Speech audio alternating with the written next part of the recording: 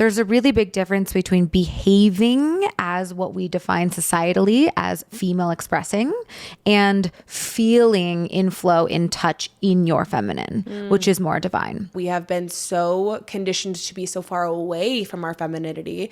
Femininity is not celebrated. And I even think that like the first wave of like feminism was so rooted in like women are equals. So I will show up as an equal in my masculine, where we've just completely left out the feminine. We've completely left out the nurturing, the emotional, the intuitive, the play, the creativity. Those things are still not celebrated as equally as masculine traits are.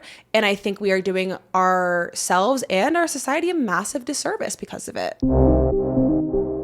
For those who are deep enough to get it, But profound enough to not care. you're listening to Consciously Unconscious.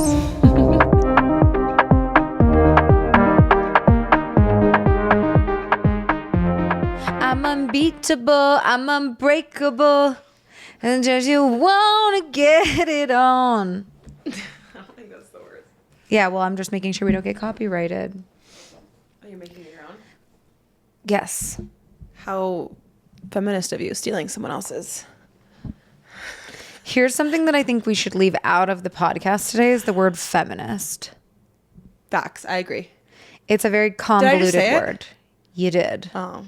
Yeah, there's too much going on there. It's gotten very misconstrued. So we're just going to talk about divine femininity in a way that isn't limiting, isn't labeled. That was good. Welcome back. It's 6 p.m. It's not. It's 7. It's 7 p.m. frat. It's 95 degrees. Don't know it. But It's it is. Glorilla. Don't know her. You. Oh. Okay, well, we're going to do a TikTok after because I meant to do a TikTok before we started with Glorilla's song. Okay. Everyone's fighting about Alabama Barker. Is she okay? Thank you for bringing this up because it was on my notes to bring it up. And it's very aligned with our discussion today about women and womanhood and this sisterly supporting energy because they're being the antithesis of it. Do you know anything about it? I only know that the Cash Me Outside girl made a song that says, I wouldn't touch you with a 10-foot pole, bitch. Something like that. Not quite, but. And they're fighting because I can presume it's a man.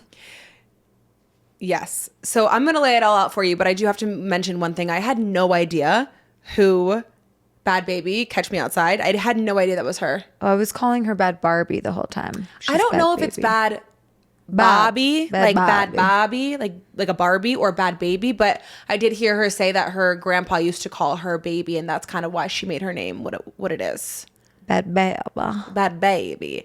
But somebody asked her, how did you get your name? She said, the same way your mama thought about your name. Interesting. I love her. I'm team Danielle, Bad Baby. Her name. All right. Well, we're on a first name basis. Yeah. Danny. Okay. So what would, okay. You can tell it, but like, don't drag it out. Yeah. I'll make it brief. Okay. So essentially what's happening is that Alabama Barker and Danielle, Bad Baby, are beefing because allegedly, Alabama hooked up with her baby daddy. Who? Danielle's baby daddy? Yes. Bobby's baby daddy? And these two were friends before. I don't really know how tight they were before, but they were friends.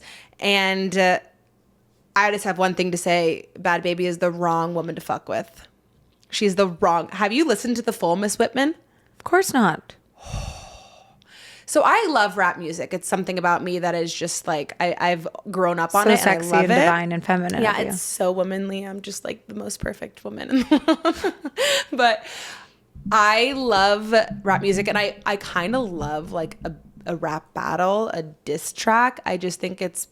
You love the drama. I do love the drama, and maybe I'm part of the problem. Mandy lives for the drama. But essentially what's happening is that Bad Baby's baby daddy, I think, was like abusive and not a good guy. Just like not a good guy to her. Couldn't have guessed that. Right? And I don't believe that they're married. But yeah, I think Alabama Barker either hooked up with her baby daddy or just crossed a line somewhere. And then actually, I think that Alabama released her diss track first. called Crybaby. She writes music? She's trying to be a rapper. Well, she's a nepotism baby. She can do whatever she wants. Yeah. Yeah. And she has all of these resources in the music industry and all of these really big time producers creating beats for her. And what's interesting though is like, even though she has way more of the resources, Bad Baby's diss tracks are like so much better. Here's the unfortunate overarching theme is that women continue to perpetuate a cycle of putting down other women. And the man goes unscathed. Not always, but yeah, pretty much. In most situations where it's a woman fighting another woman, unfortunately, it's usually about a man. Yeah. Well, I look forward to keeping up with the times of Bobby and Bama. You know, I'm actually thoroughly impressed that you knew about this beef. I forget how I just brought it up. What did I even say? You just said something about catch me outside. How about that? I didn't say that. But I kind of want you to say it. Catch me outside. How about that? Have you actually seen that Dr. Phil episode? Here's the thing. I couldn't be further from, in the nicest way possible, I couldn't be further from that archetype. Okay. I went to the movie theater the other night and went to the grocery store and bought caviar and ate caviar and nigiri at the movie theater. And then I came home and did a meditation, not to brag, you know, but I just... So essentially what you're saying is that nobody is going to catch you outside. No, I'm going to stay inside for most of the time. Well, actually, that's not true. I love the outside, but nobody's going to cash me. You know, like I don't need to be cashing anybody. Yeah. What else is new with you? Speaking of womanhood, feminine energy, girls rewilding. I just got back from a bachelorette trip. Super fun. We went to Winter Park. I obviously, as the maid of honor, had some pull. So I said, y'all are fine to me. Okay. I did talk to SJ. She's been a little bummed that every episode she listens to diligently and I haven't mentioned her yet. So this is her official shout out. SJ. This is my queen, my long lost sister who was my middle school best friend. We used to sit on the track mats together and like gush about like 11-year-old boys and talk about going to college together and stuff. And now I'm the maid of honor in her wedding. So it's very full circle, but we rode horses. You okay? Yeah. Catch me outside. We rode horses. We went to the hot springs. We did drink an excessive amount of alcohol, as you do, which put me behind. But it Behind was what? my baseline. Underneath. Yeah. Your readiness score was below 50. My sleep score was like a 2. Yeah. Do you have an Oura ring? I did, and then I lost the charger. So you get the lingo. Right. Yeah. Something you'll never catch me in. Apple Watch. Whoop. Oh, yep. Agreed. Yeah. Those are for athletes. They're That's just not for for a little hardos. it's not And it's for a like divine you wake feminine up and woman. you're like, oh, my sleep score is 62. I'm going to have a terrible day. Yeah, actually, that is the number one thing that putting a PSA out there, if you are an Oura Ring wearer or user, never look at your sleep score when you know it's going to be bad because your day is going to be fucked. If you didn't look at your sleep score, then you wouldn't think about how badly you slept. Facts. You'd have a gorgina day. Gorginous. And it doesn't matter if you're in the 40s for your readiness score. I think today's episode coming in Women's History Month, which is the month of March. It's March 5th. Right on the brink of an amazing month for women to just appreciate who we are, how we behave, where we came from, what struggles we face. But really, instead of making this episode about fuck the patriarchy and this is all the ways that we struggle, we really want this to be an empowerment episode, an episode where we talk about the fact that femininity and womanhood has nothing to do with your biological, your social, your societal definitions. It's beyond that. Womanhood is an essence. It's an essence of... I love that word. Yeah. Like everyone has an essence of femininity within them, and it's just about getting in touch and in tune with it. And I think that being a woman is really about moving through life from a place of intuition, moving from a place of creativity, softness, nurturing, just general existence, being in flow state. Yeah. And I think that that is the opposite of what we are conditioned to do. I think we live in such a patriarchal society. I think it's worth noting that we have been so conditioned to be so far away from our femininity. Femininity is not celebrated. And I even think that like the first wave of like feminism was so rooted in like women are equals. Mm-hmm. So I will show up as an equal in my masculine. Mm-hmm. Where we've just completely left out the feminine. We've mm-hmm. completely left out the nurturing, the emotional, the intuitive, the soft, the rest, the play, the creativity. Those things are still not celebrated as equally as masculine traits are. And I think we are doing ourselves and our society a massive disservice because of it. Yeah. Yeah. And I think a lot of femininity comes from what you were just talking about in terms of balancing feminine and masculine. Like hyperfemininity can be a problem. Hypermasculinity can be a problem. And so both men, women, everyone in between, I think all of our goals, right, is to balance those two things in the lens of a paradox, being independent yet communal, being soft yet forceful, being all of these things at once, being, I don't know, what are other traits, like nurturing yet successful, being...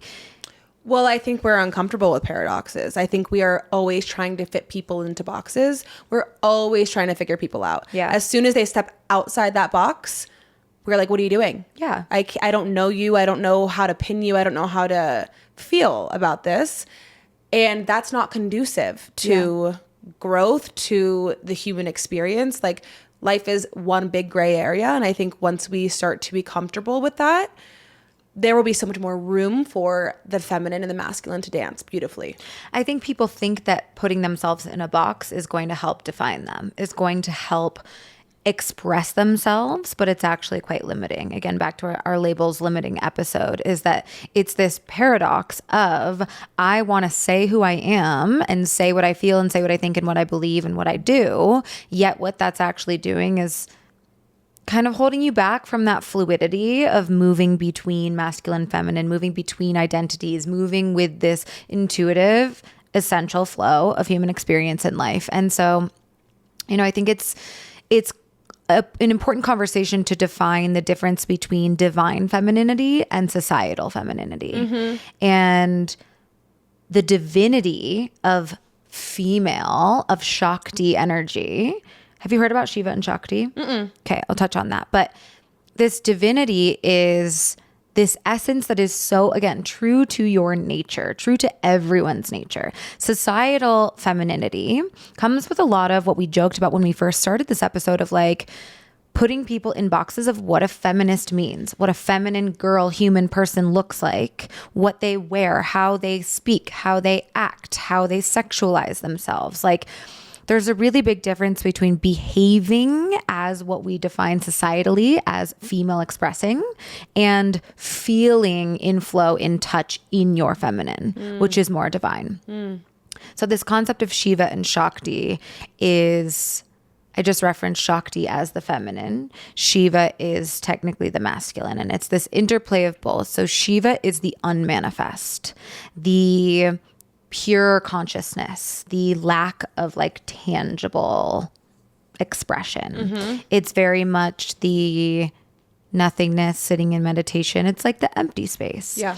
And this Shiva comes in, this goddess Shiva comes in, and she's the playful, the creative, the tangible expression of life, the dancer, right? The water, like the interplay of the two of them is the space and the things that fill the space. And so the container, the Shiva, is the structure, is the masculine, is the let's put you here kind of vibe. Mm-hmm. And the Shakti is the feminine flow. Mm-hmm. I like that a lot. That visual is helpful because I think I was always told too that like masculine is this giving energy where feminine is this receptive energy, which I think is like so counterintuitive to everything that I've been taught. Because I think especially for my moms out there or just working women in general, like we are so conditioned to give, to constantly give, to give up ourselves and our own well-being sometimes to be able to give to others. Sure. Which I don't think is a very feminine thing to do. Yeah, that's interesting. I've never actually thought of it that way because when you think masculine, you think words like provider, structure, motivation, execution, success, rigidity, very structural things. But yes, like provider, give, take care of, authority. When you think of female, you think of, yes, nurturing, which is a form of giving, but like soft, receptive, sensual, water, yin, moon, gentle, compassionate, emotion. But I think you're so right that maybe like we feel like we have to overcompensate in the nurturing and be the provider. We provide a lot of things. We give a lot of things. So I don't know. It's also interesting the dynamic between two people, especially if we're thinking in relationship or friendship. When someone else is heavily in their masculine, you have the opportunity to be in your feminine. That's when I would argue that you only can be in your feminine if somebody is able to be in that strong masculine. Yeah. But you have to have a nice interplay. You have to have a balance to give them an opportunity. If we're talking about a heterosexual relationship between male and woman, and we're talking about, male and female, I think. Do you know what this concept of a masculine core and a feminine core? No. So there are these women that I follow on Instagram. I really like their mission. They're called the Synchronicity Sisters. They're like mushroom girlies. And they lead these mushroom retreats for men and women. And they talk about female and male and feminine and masculine. And they talk about it specifically. I just saw one of their reels. They talk about it specifically in the idea of a feminine core and a masculine core. So like, again, we have both of these energies within us, but there is a more dominant core that each one of us has. And I think I so have a masculine core and obviously have that feminine within me as well. But I'm so curious what you think you have. Like, do you think you have more of that like masculine? You know the answer. Yeah. I'm just a ghoul. Yeah. You totally have a feminine core. And I think I definitely have that masculine core. But different phases of your life allow you to be both. Like For you sure. have to be more in your masculine because you're taking care of children, you're child rearing, you're bearing children that you have to take care of and step like into an authoritative always figure. been that way. I've always been do, go, structure, be. Yes. It's a big question that we ask here a lot is the nature versus nurture question of how much of that was defined for you versus already given to you. I think you come from a family that has high achieving individuals where there was a masculine representation of self in all ways, shapes, and forms. True. And so you just question like how much of that did I absorb versus how much is innate? Well, and we're going to talk about those dynamics as well. Something I want to touch on is like the roles that we're given as women, the pressure that we feel as women, sexuality. But I do want to get into beverage of the week because it's kind of fun. It is fun. Amanda showed up with 16 ingredients and a handle of gin. 3 different bottles of alcohol, actually.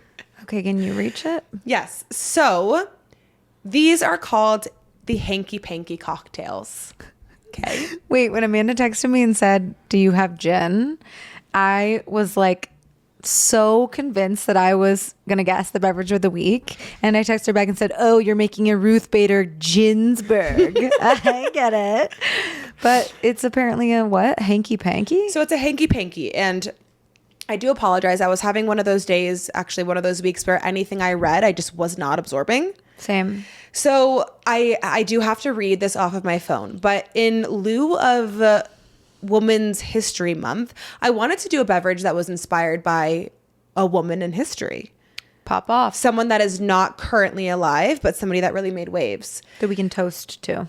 that we can toast to. So her name is Ada Coleman, or Ada Coleman. Forgive me on the pronunciation, but it says, at a time when women behind the bar were still referred to as barmaids, Ada Coleman was a true mixologist in today's parlance.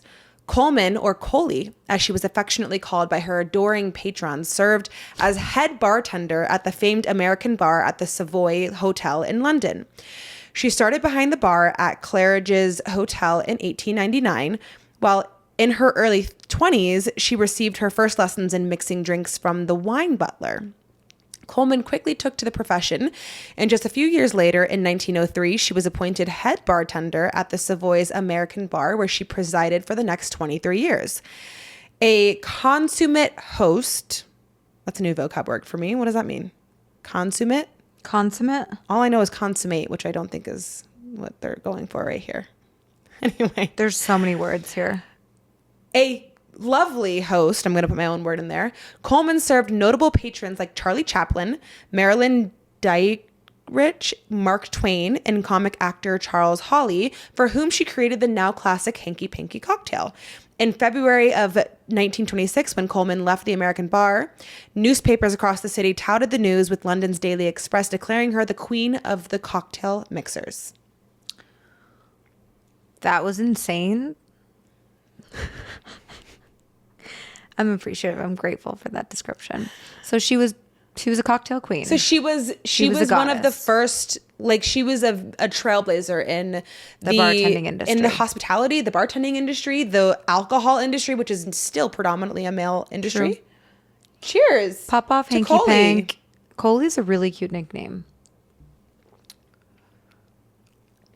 What the fuck is this?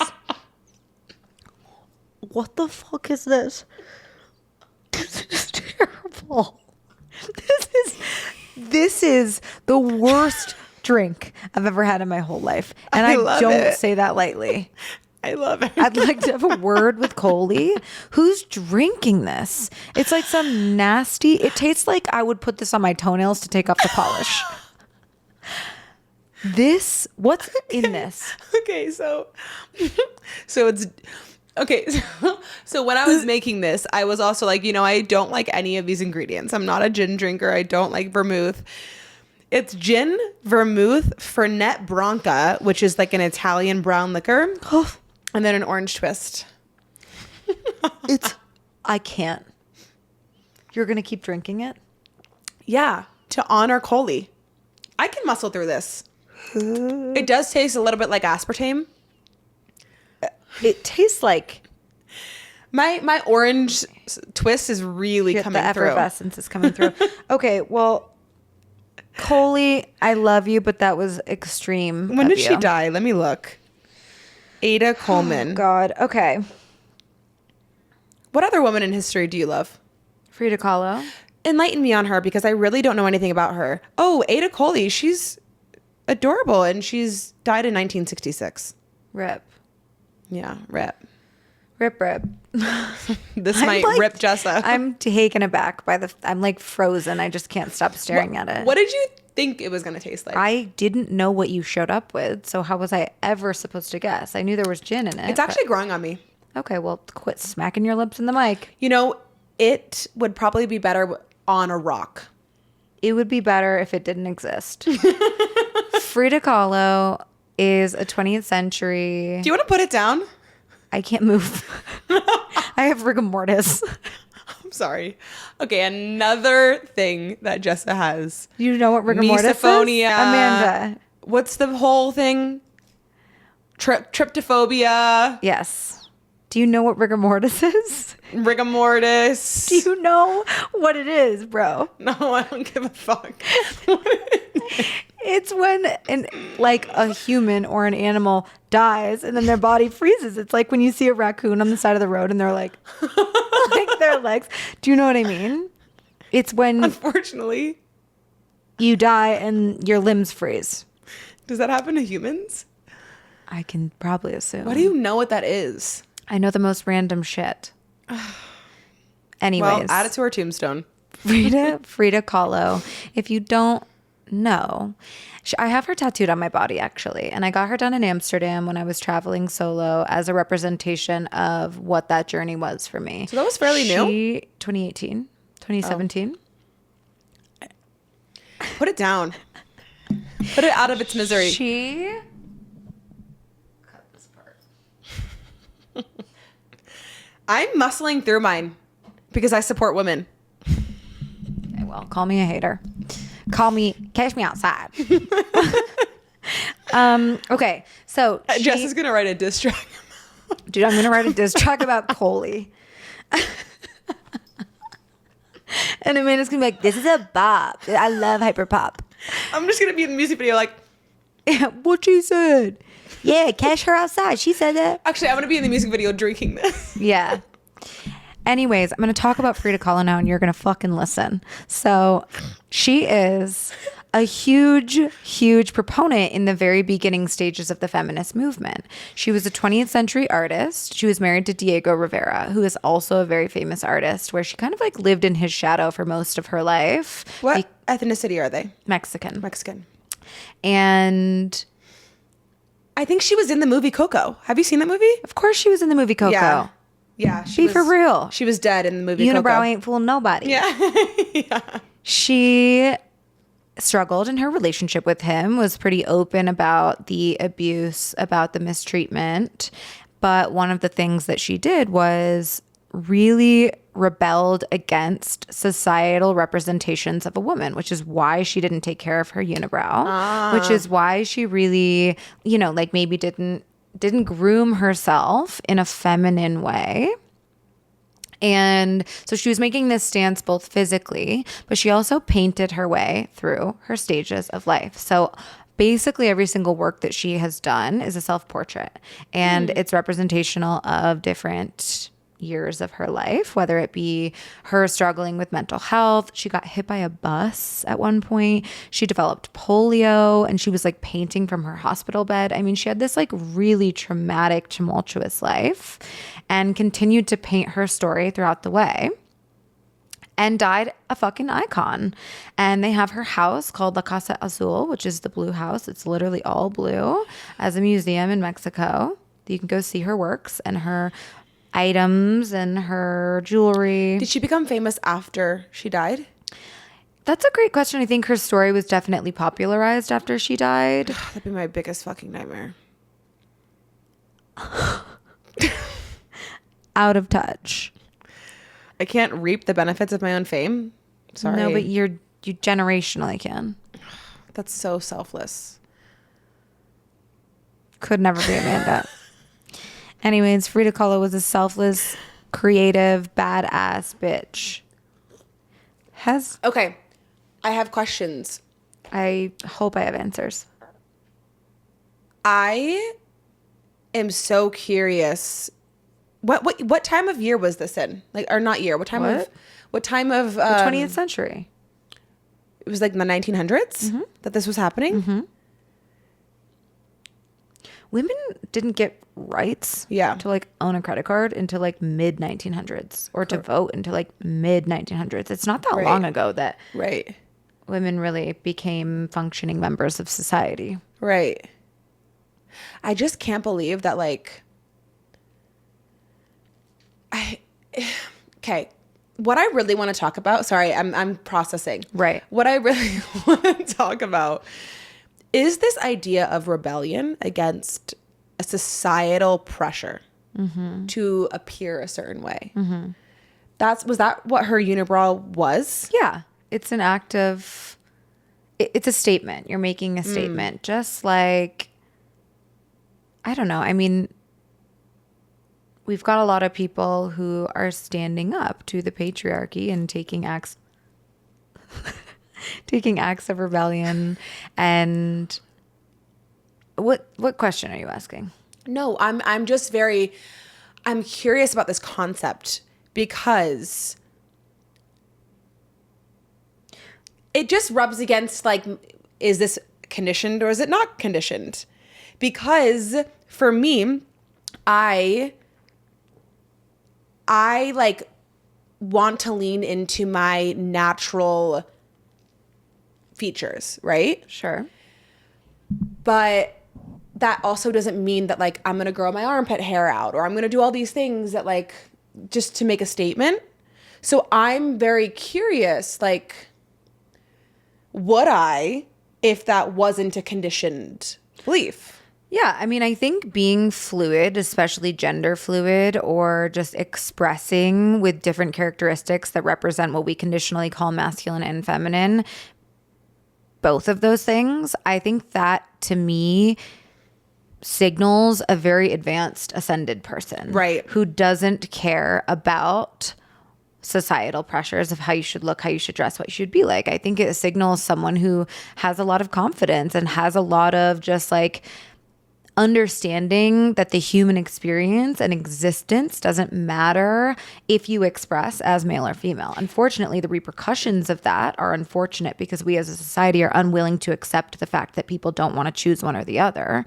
But I think that that act of rebellion is maybe sometimes, yeah, an act of rebellion to say, fuck you guys, I'm going to do whatever I want. Like, I'm rebelling. But it's also just like this level of confidence, comfort, assurance in yourself that life is beyond the way that you fucking look. Yeah, like you don't seek validation or worth from your appearance. You are so much more than that. Sure. And that takes a lot of unconditioning. Totally.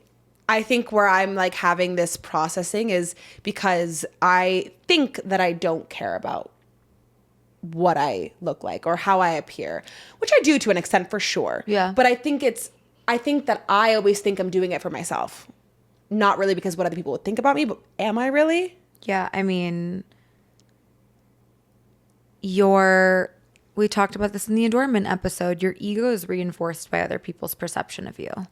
And your ego is also the one that deceives you a lot about your motives, your ethics, your morals, your values. And so you might not think that you're doing it for the sake of other people. It might be this thought of like, well, I do it to make myself feel good. And it's like, yeah, break that down one step even further. Why does that make you feel good? Because you're being received well by other people, because you're being perceived in a specific lens. And again, there's no right or wrong about why you want to do something, why you want to express a certain way. It is ultimately at the end of the day what makes you feel good, even if that is because your ego is being reinforced by other people.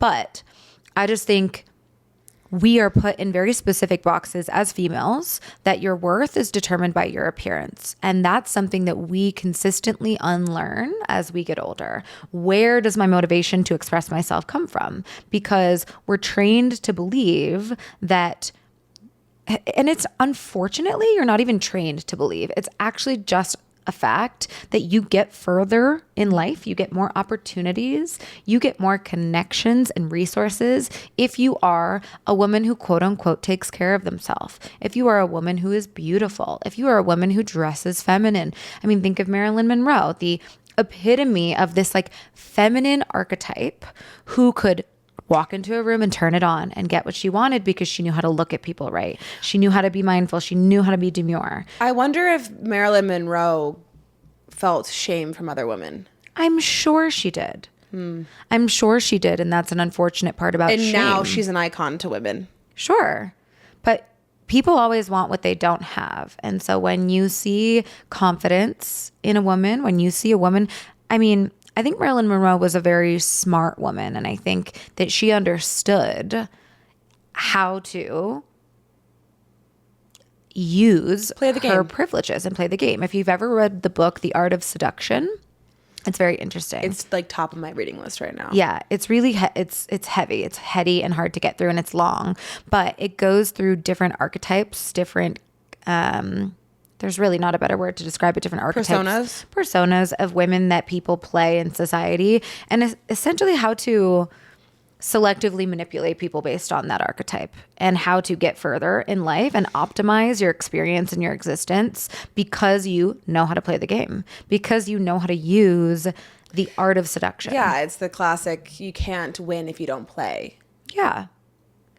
Which just feels so...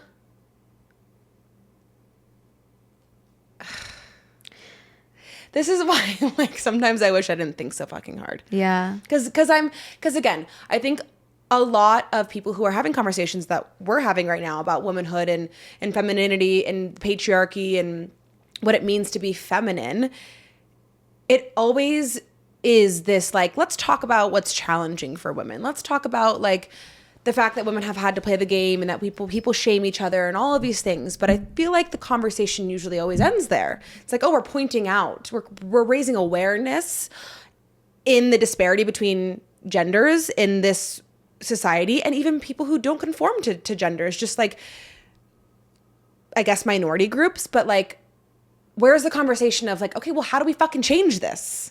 I think the most intimidating thing for society is groups of powerful women. I think that women banding together and rising above is a very untapped reservoir of potential. True. We need to move beyond the idea that we are in competition with one another, that we are against one another, that we are always comparing one another, because the second that we really decide that we want to come together and rewild, right? Like, I want to get into this concept of women who run with the wolves and this idea of returning to our natural instinctual state of being a woman in her intuition, in her creativity, in her flow state, in her communal, like raising of children, and like this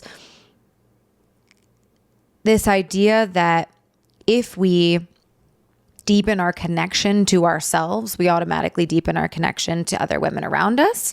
And then therefore we band together, we create change.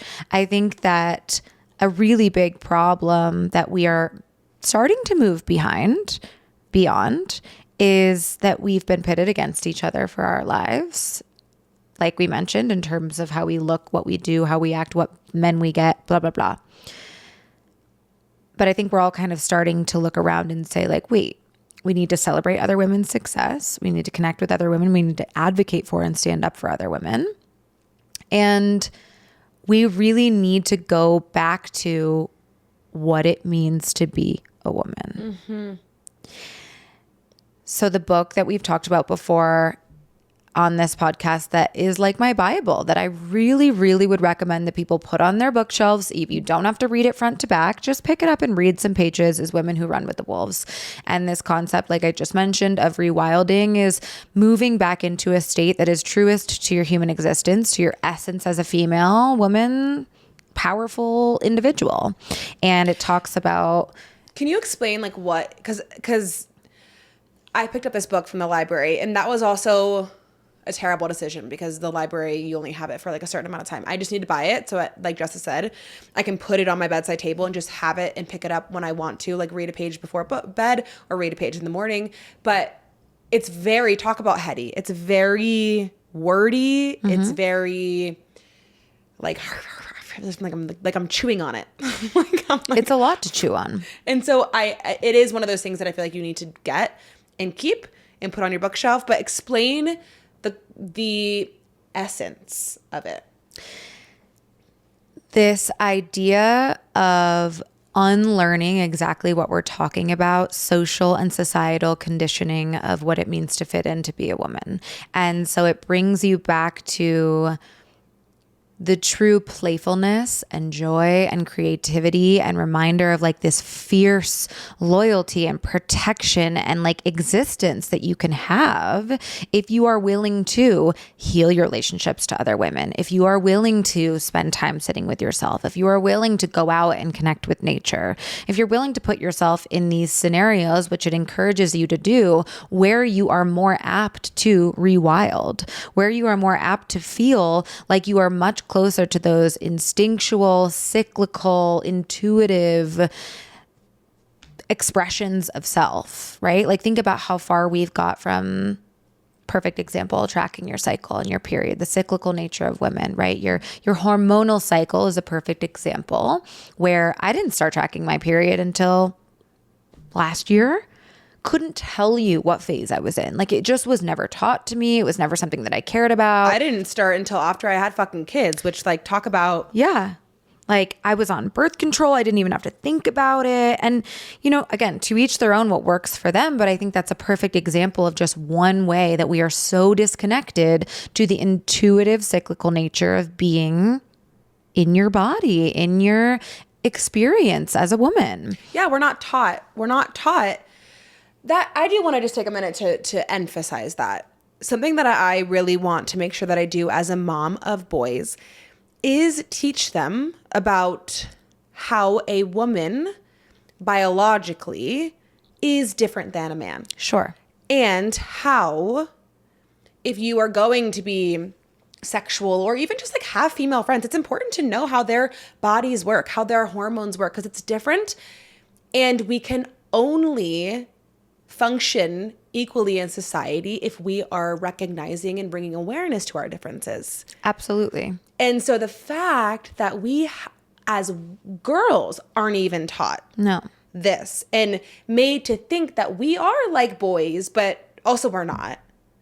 But it's like tucked away and shoved under a rug. Like that's something that I genuinely think about all the time and take any opportunity I can get to just like teach them bite-sized things at this age. But like that's a whole other conversation, is like how do we actually put this into practice, is like raising boys that will be great men that understand women. But yeah, I think another really important thing to teach your boys, and if you have children listening or if you're a male listening, is encourage women to be bold and fierce and powerful. We are put in molds our whole lives to be polite, to be, we please other people, we soften, we quiet, we put ourselves down to let other people shine. But I'm getting chills talking about it, because if we really allow ourselves to be fucking bold, to be fierceful, to be outspoken, to be like this force to be reckoned with, that's another really important thing, like to allow us to live in our true essence. And so if we encourage men, like I was talking to this client today. It's actually funny.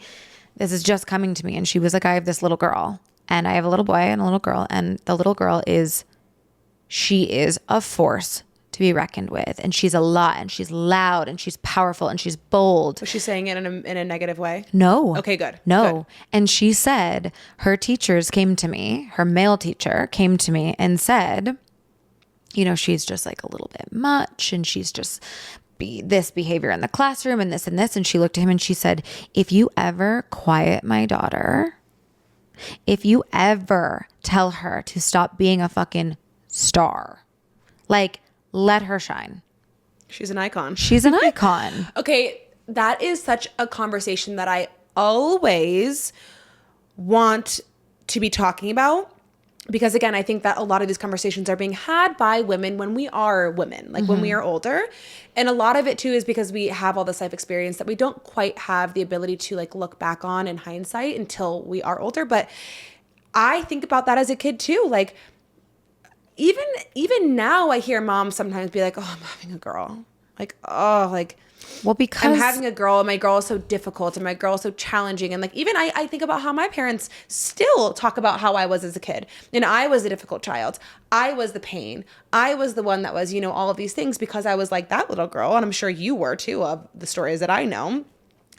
And it's just so fascinating, because talk about rewilding, that is our innate energies. And not saying that that is every girl or woman's innate energy, but like, it certainly was ours. And how much of these beliefs are conditioned that women, girls are challenging and are, it's in reinforcing this idea that we're the problem. Overly emotional, too much, too expressive, asking for too much. Like, I think that... Like, why do we have to bend and mold and shift and...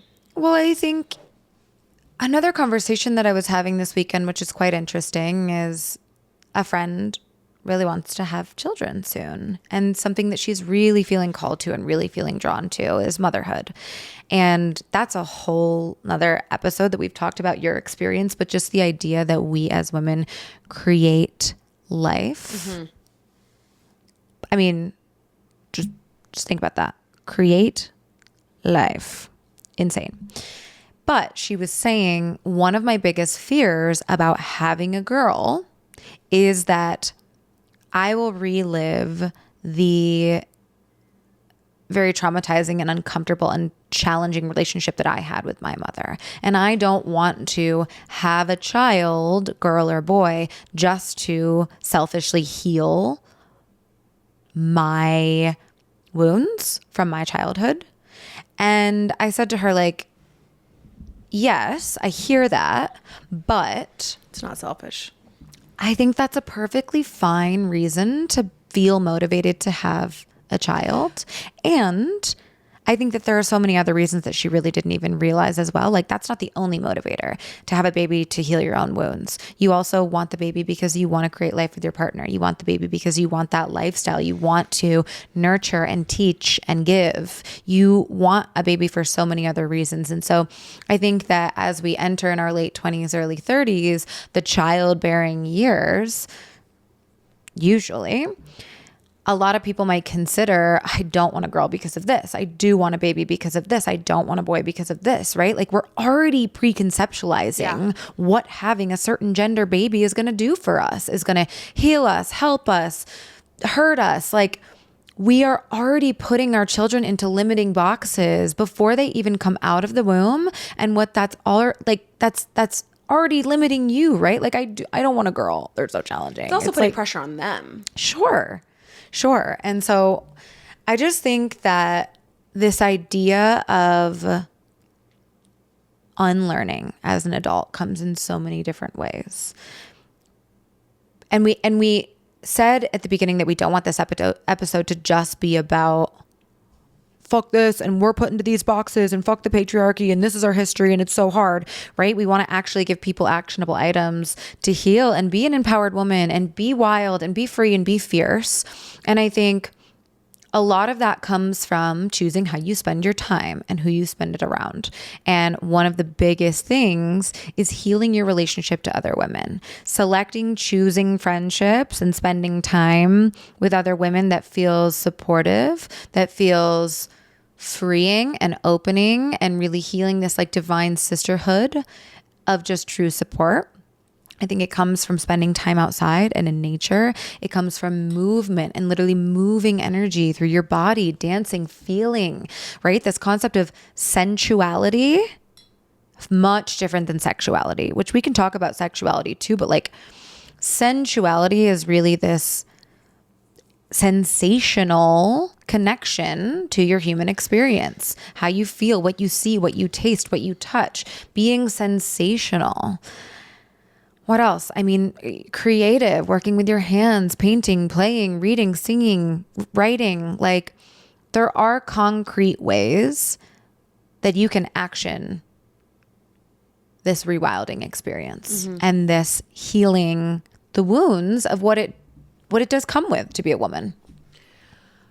I want to go back for a moment because I just want to re-emphasize that conversation that Jessa brought up for anyone who does feel that way. Like, damn, I want to have a girl because I want a healthy baby and I want to be a mom, but because I want to heal my mother wounds. Real as fuck. And I want to empower people in the mindset shift of maybe that is actually part of doing the work. Maybe I can't ever heal my relationship with my mom. I'm not speaking for me, I'm speaking for people. Maybe you can't actually heal your relationship with your mom. Maybe there are friendships that you have had that have been unreconcilable. One thing you can control is raising a girl who is going to be in this next generation that really could move waves and mountains for women collectively. And so I think that is one of the most powerful things you can do is break generational traumas and curses through the way that you mother, the way that you teach, the way that you raise somebody who is going to be an active participant in the society. And so I just want to empower people into that. I also think that your relationship to women is so sacred. And I don't think that it is taught to young girls that your relationship with other girls is sacred.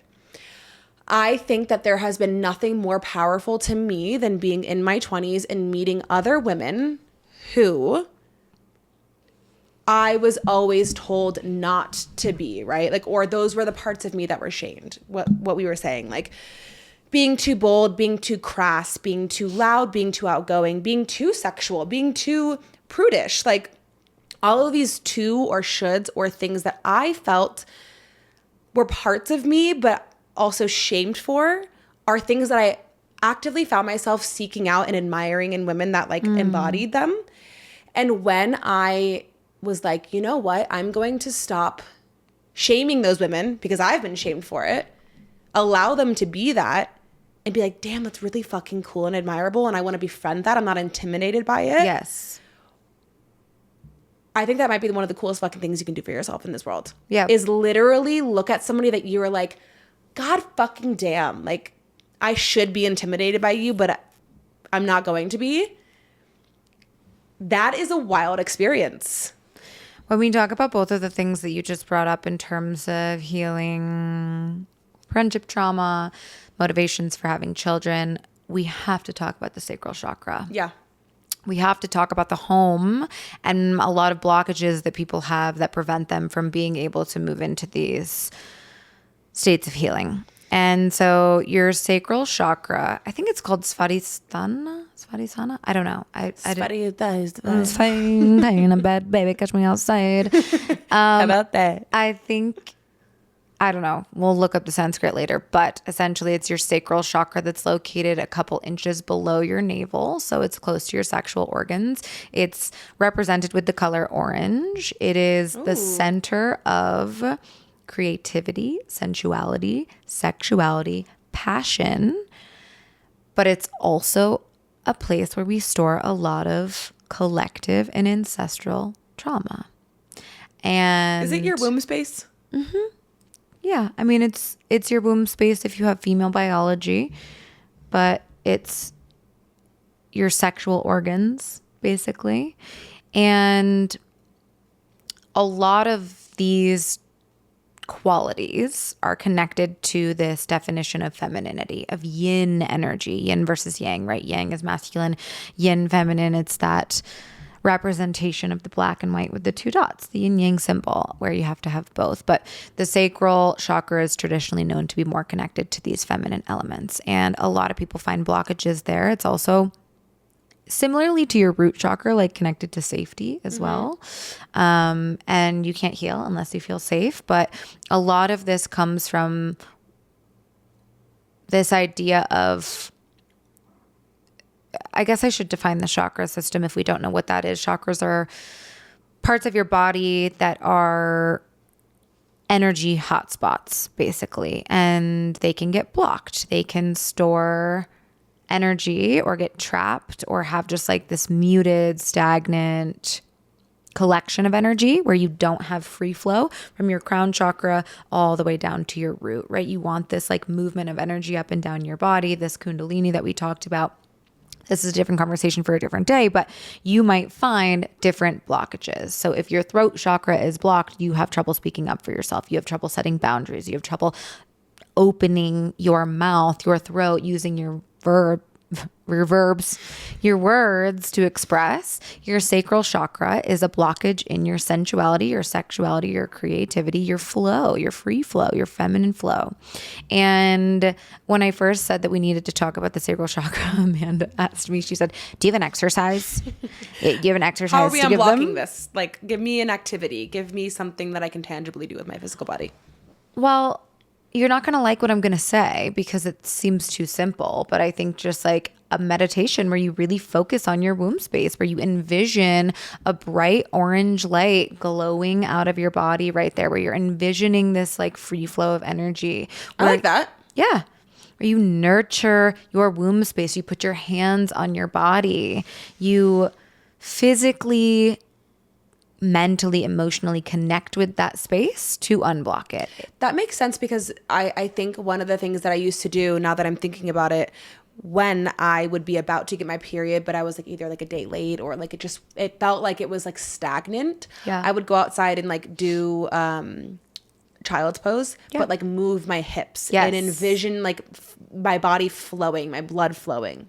Where energy goes, or where attention goes, energy flows. So even just the sheer thought of I'm going to put energy into healing this space in my body. It's also like the physical acts that we've talked about in this episode too, of dance, move energy through your body, somatically release, go out, put your feet on the earth, paint, be creative. One of the best things I ever did for myself, which you need to do. I'll do it again with you, is The Artist's Way by Julia Cameron. It's a self-guided book. Did your mom talk about this? Yes. A self-guided book / course there's a lot of really cool groups that you can join that are basically accountability coaches, whether you find them on Facebook. I have a lovely recommendation for someone who leads one. If you want to do one, let me know. But it's once a day, you do your morning pages. Every morning you wake up and there's gratitude involved, but there's a daily practice that is opening yourself to the inherent, innate creativity that flows within us. So whether it's a meditation, whether it's a drawing, whether it's a put your feet on the grass, whether it's a conversation, motivates you to call someone, like all of these different small micro practices that you can take daily is a really perfect way to unblock your sacral chakra, but also realize like that intuitive creativity doesn't mean your output of what you create. It is so inherent and natural. So do you think then if our sacral energy is this untapped space of really leaning into our feminine energy, do you think then, therefore, that... Do you think then, therefore, alas... Thus, capitalism is almost the archetype of toxic masculinity? Yeah. I mean, that's the patriarchy, right? That's this idea of misogynistic institutions. And almost the antithesis of femininity, because it is this work hard, hustle hard, don't take a second to lay in the grass and move your hips or do morning pages or create for the sake of creation and not productivity or output or wealth. Yeah. Yeah, we're getting a rise in capitalizing on femininity as well. We're getting a rise in... Yeah, we are. Yeah. Yeah, we are. Don't even get me fucking started on all the MLMs. Do you know what that is? Multi-level marketing. Yes. All the MLMs that are like, you are a fierce mama and your divine magic and you are meant to create a beautiful life for your family. Only if you buy my course for $14,999. Only if you join my team for $5,000, we will get into our femininity. And while those are beautiful opportunities to connect with other women and people are just out here really like trying to have, you know, the right intention. They're trying to play the game. I see it. And there's nothing wrong with capitalizing on your worth. And there's nothing wrong with charging what you're worth and charging what you believe. Yes, I just have a deep belief that you cannot create fake femininity. Like you cannot disguise masculinity as femininity. I agree, but I also believe in the concept of fake it until you make it. Fake it until you become it. And so what might start out as fraudulence, what might start out as fake, could turn into something else. This is a very situational, we don't want to generalize, but you know, I think there's something to be said about starting something as a means to a paycheck. Yeah. And then actually realizing that it is a pathway to healing. Yeah, true. There is something also to be said about the paradox of doing something to be hyper feminine and in turn it becomes masculine. Yeah. But I think that we need to get beyond the idea of like what is feminine, what is masculine, and go back to this idea of harmony and balance and equilibrium in your body. When we focus more on words that are calling in harmony, then we get both. We get masculinity, we get femininity, we get qualities from all across the map of what we're defining these things to be, where you become the best version of yourself. So if you think less about, I need to be more feminine, I need to be less masculine, I need to be this, and you just masculine. I think, you know, you just think about the fact of like, let me put 2 feet on the ground. Let me find something that feels like alignment. Let me find balance. Let me find flow. Let me find this state of equalizing, neutralizing. You know what I want to go back to is this concept of sensuality versus sexuality. Yeah. I think kind of on the topic that we were just discussing on like fake it till you make it or fake it till you become it. I think that a lot of women have had their sexuality oppressed for so long or suppressed for so long, or it was a taboo for women to talk about for a really long time. And it was very much a male's domain. And so, again, we've talked about this pendulum swing before, but like, because it's been so in the shadows, in the dark, we've swung the other way of like women who do talk about sex or sexuality being raunchy, being crass, being crude, being like very masculine in the way that they talk about sex. And I want to say there's an avenue for that. There's a space for that, right? Like that's important. I think the only way to open up that door is sometimes to go to the extreme. However, I think that we are constantly in this battle of like, don't talk about it to the extreme, but like, where is the sensuality conversation in it? Where is the softer conversation in it? Where is the conversation of like not running away from it, not hiding from it in a taboo nature, but like talking about it in a way that's not raunchy? Do you know what I mean? Yeah. When we have so little of something, or there's a topic that's taboo or untouched or untapped, I think the overcompensation, when you become the person that's talking about it, the pendulum swing to the hypersexualization to the extreme level, is a really common way to cope with how you're still probably feeling uncomfortable talking about it. And so might as well just take it balls to the wall and like make it something that's satirical and funny and extreme, right? Because it feels even weirder to settle in a middle ground conversation that is just like, yeah, women need to prioritize their pleasure because we've never been taught to. Yeah, women masturbate. Yeah, women, have sexual diseases too. Like all these conversations that end up becoming harder to have on a neutral ground. It's easier to make them this show, this play, which in turn perpetuates exactly what we were trying to get away from, which is sex is taboo. Women's sexual organs, the way that we sexualize and sensualize ourselves, is a sensitive subject. But then we continue to make it a sensitive subject. It's like you're damned if you're a prude and you're damned if you're talking about it like a man. Do you know what I mean? We've been also, if we're talking about boxes again, put in boxes to honor everyone else's pleasure before our own, especially men. Like when I grew up having sex in high school, I didn't understand that I was supposed to orgasm. No. Sex was done when my boyfriend was done. All right, I guess that's just how it goes. And it wasn't until I really started to learn to prioritize my sensuality that's when my sexuality followed.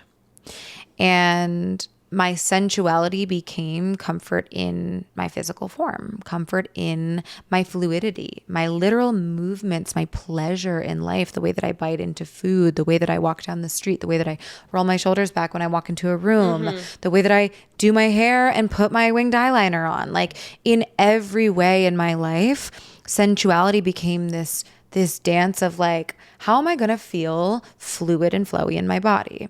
Once sensuality became a priority of mine, sexuality following was, well, let me bring that into the bedroom. Well, let me bring that when I want to focus on my sexual pleasure, when I want to focus on how important it is to express my sensuality that way.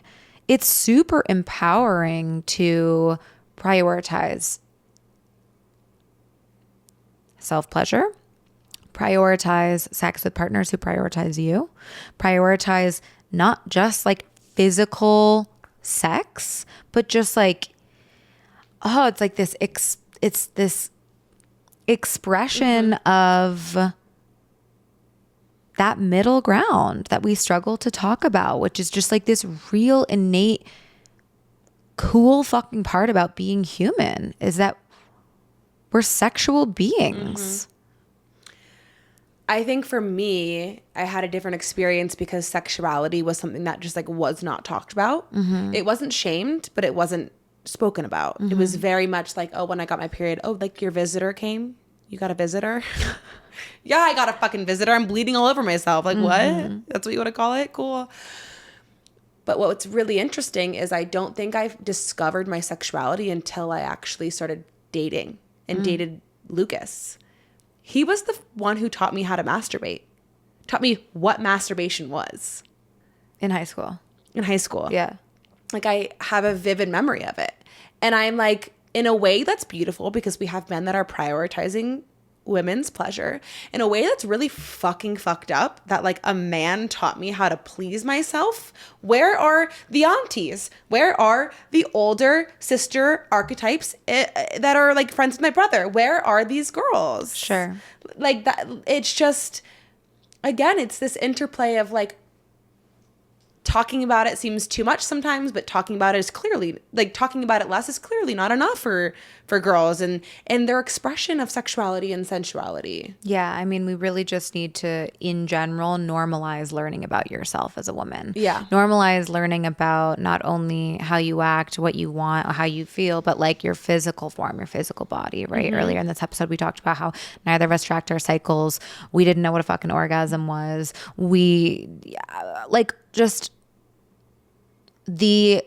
That is women who run with the fucking wolves, is like, bring yourself back to who you are. It was interesting too because you talked about earlier, I forget what you exactly said, but it was something in the light of like, we don't have examples of powerful women banding together. It made me think about it, and I don't know if you know anything about it because I don't, and I'm just curious, but it made me think about like the witch trials. Yes. Do you know anything about the witch trials? Yes. Okay, thank you. Okay. I'm so glad you brought this up. This is super interesting because this is just another historical representation of women being shamed for being intuitive, for being in touch, for being powerful and outspoken. And by the way, when we talk about generational trauma, Yes. I don't know the complete science, but like when your mom is in her mom's womb, your like fetus mother has the eggs already inside of her that is creating you. So any stress, any adrenal stress hormones that are triggering certain genes to be expressed within your mother is going to trigger that within yourself. And that's why generational trauma is passed on through. And so these are really important because even though this is hundreds of years ago, we still hold on to this trauma of the witch trials. Sure. It's both biologically generational trauma and ancestral trauma that we carry genetically in our body, but it's also this idea of nature versus nurture, this socialization that micro influences generation after generation after generation. You raise your kids kind of the same way that your mom raised you, and you make some changes. Then you blah, blah, blah, blah, blah, and it just gets passed down. Like, you take a lot of... You're a child. You absorb the environment that you've been raised in, and then you output at least some of that.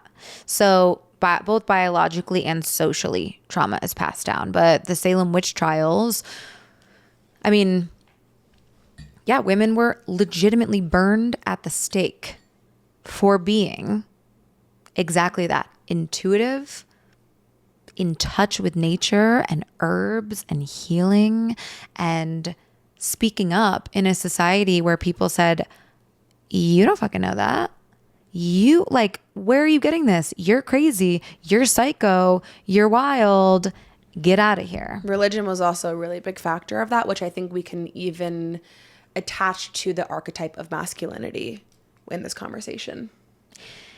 Yeah. I mean,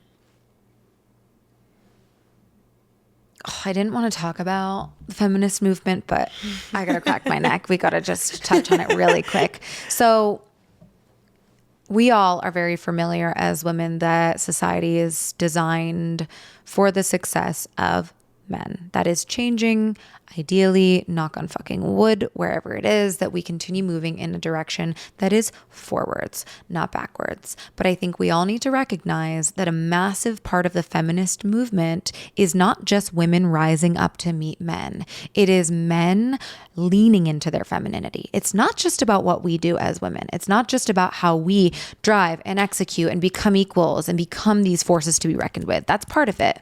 But it's also, we need to soften men. We need to bring men into their nurturing, receptive yin water flow energy. Period. We cannot do it all. We can't show up at work and be a CEO and go home and still take care of the house and the kids. Okay. We need to contribute. Yes. But, and we want to, right? We want to, but we also need to encourage the feminist movement is for men as well. So when, sorry, I'm just like, yes, queen.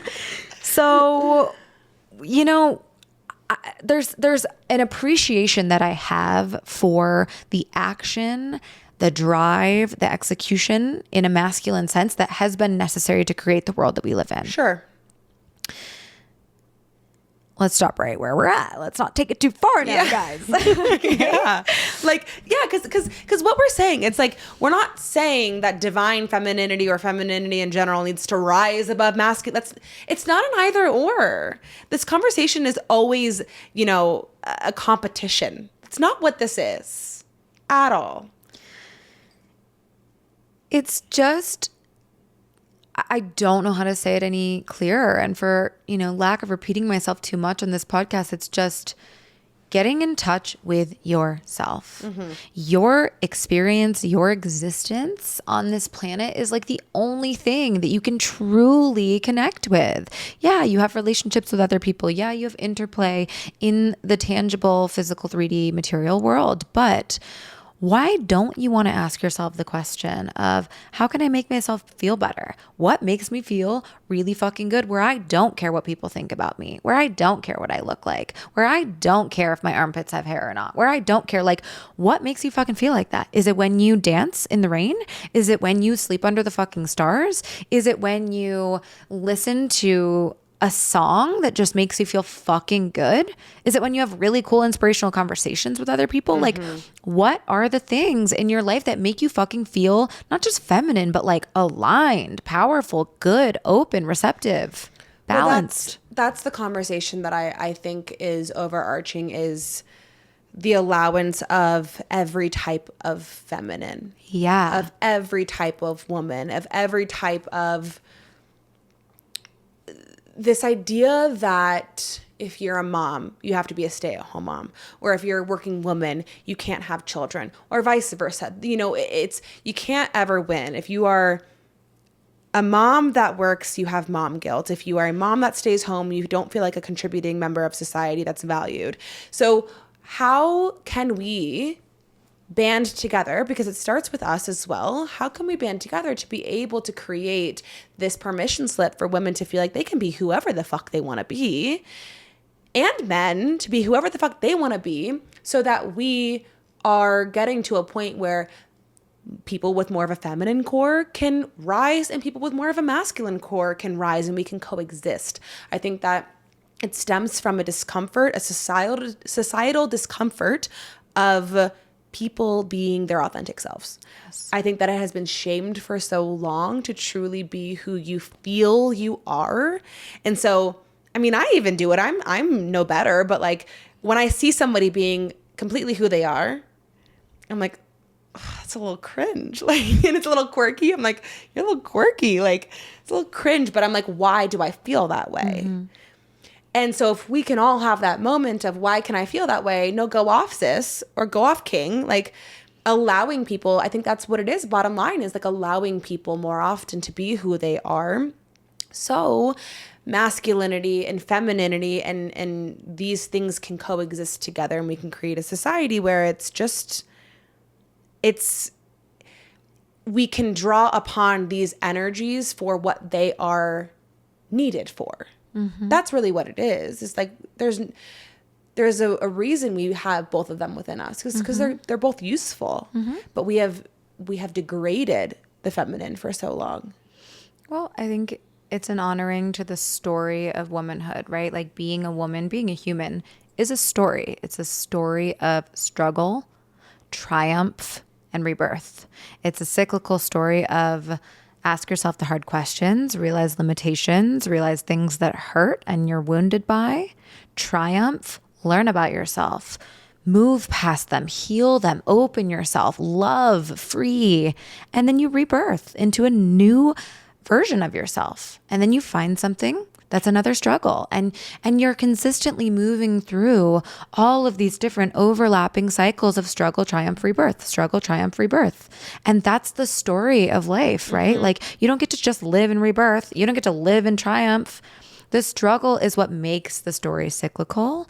And that's a beautiful piece of what we as women experience is our struggle. We are as triumphant as we are because we've gone through, and we consistently will continue to face things that we need to find a way to rebirth from. Yeah. Again, what Jess is saying, we all have a story of struggle, of triumph, of rebirth. We all go through the same fucking shit. If we owe anything to womanhood and femininity, it's uplifting each other. It's not shaming each other. It's not seeing something and making an internal judgment and saying, I'm going to speak on this. Yeah. It's saying, I'm going to swallow that and empower her. Yeah. At the end of every single yoga class, I say, heal yourself to heal the world. Yeah. You can't be kind to other women if you're not kind to yourself. You can't be kind and genuine and soft and gentle and compassionate and understanding to anyone else if you do not first cultivate those qualities in yourself. So do the fucking work, ask yourself the questions, hold yourself accountable, and then go out and make the world a better place.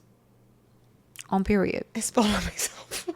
Oh, catch me outside. This is getting me tipsy. Dude, absinthe. Well. Well, on that note, Amanda and I are going to go fight outside. We'll record it. Catch us outside. The other thing I do want to add, though, while we wrap up is like, why is this important? Why are months like this important? Because I think that there are so many months that celebrate minority groups and people are like, why is this fucking important? Why is this like, what does this do? Who the fuck's asking that question, though? Right. I forgot the majority of Americans are uneducated. And so, I mean, like, I really do want to take a minute to be like, why the fuck is this important? Why? I mean, anytime you write a good paper, it's like you have to then conclude why this actually is fucking relevant to the world, right? So, right. Why is having Women's History Month important? And I think one thing I want to add is the gender pay gap, the disparity between what women are actually getting paid versus men. And by the way, not just women as a generalized community, but like white women versus black women versus Native women versus Asian American women. Like, it is quite literally disgusting. Yep. Like, I think the most women get is like 80 cents to the dollar that men make. But if you are a minority group, it's 30 cents less than that. The fuck? I think a month like this, Women's History Month, I'm going to talk about this in every episode because it's fucking tragic that we literally deleted the diversity, inclusion, equity department. And the reason that we create months like this, Black History Month, Women's History Month, like, is to let people tell their story, is to let people speak up, is to let people say, like, this is my fucking experience and my experience matters. And because it matters to me, it probably matters to other people, which is why we literally have dedicated departments to represent specific marginalized groups of people so that we have a more inclusive view of how people exist in the world. And yes, the pay gap is a really great thing to bring attention to. I mean, just like access in general for women. The other week we were talking about how fucking 80% of studies on the body, the human body, are done on men. Like, it's just, it's everywhere, right? It's everywhere. The more you look, the more you see that we've just been put on the back burner for a really long time. And we have months like this to ideally raise awareness. That's why we have Gay Pride Month. That's why we like give people months to stand up, express, speak out, share your story, speak your truth. And it's our job to continue doing that, whether or not we have a month dedicated to it, whether or not we have a department dedicated to it. It actually could make me cry on a microphone right now. Like, I am so let down without being too political, by the direction that we are going with not allowing people to speak their fucking truth and their story. And so if you have one goal, one like project for the coming years is to speak your truth, share your story, ask for what you deserve. It's important to have these conversations. And I think that like, it's okay to get uncomfortable. And I think it's okay to talk about things that make you feel like your conditioned beliefs are being rubbed against and being triggered or being almost dismantled. And I also think if there's anything that we can do, it's having an open fucking mind. It's like not being so attached to your past experiences, your perceived like expected future experiences. I think it's about the here and now. Yeah. And we talk about this often. And one of the next books that I'm going to read is the Be Here Now book that you got me. It's on my bedside table. And I think that I even saw one of my friends, Julia, Fit Fat and all that. She's amazing. And she was talking about today. She's like, you know, we talk about like what people were doing during the Holocaust or during like wars or during these like really tragic times in history. And she's like, what are you doing now? For real. Like, what are you doing now? We're part of a revolution. And so I think that like, I think your duty is to honestly like have conversations, talk to people who believe different things than you or like think they believe different things than you. Just open up a conversation about things that are hard to talk about. And I think that being a woman and like these months, we have these months so that people can be loud. Yeah. And that's how things change. And I bring up like the gender pay gap because it feels so fucking weird that like we're in 2025 and like that's still a thing. But that's why we have these months, is because there's still not equality. And so, yeah, get what you want from this episode. Seriously. And you know, we keep trying to finish the episode and then we each have something else to say. And we're like, and lastly.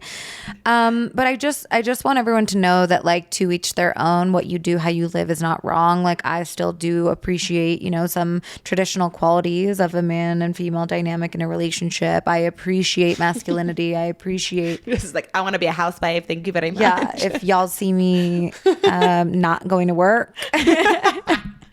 You know, don't think that I lied on this feminism episode. There's this girl, Becca Moore. I fucking love her. I know Becca Moore. You do?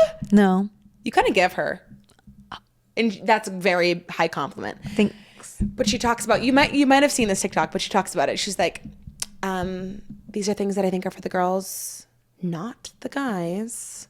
And then she goes, the pool. I think women should be going to the pool, not to their office job. Like obsessed. She's just so like ascended femininity that it's just mint. Yeah. Tea. Connie's tea. All right. Well, we gotta go. We really gotta go. This was hopefully not insufferable, but this was Consciously Unconscious After Dark. Yeah, it is dark.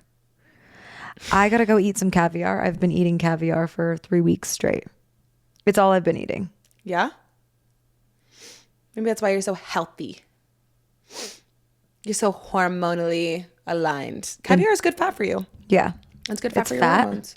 Yeah, caviar, fish eggs. It's fish. Eggs? Yeah, they're fat. We gotta go. Love you. Love you, bye. See you next week on New and Noteworthy. Shout out to Coley.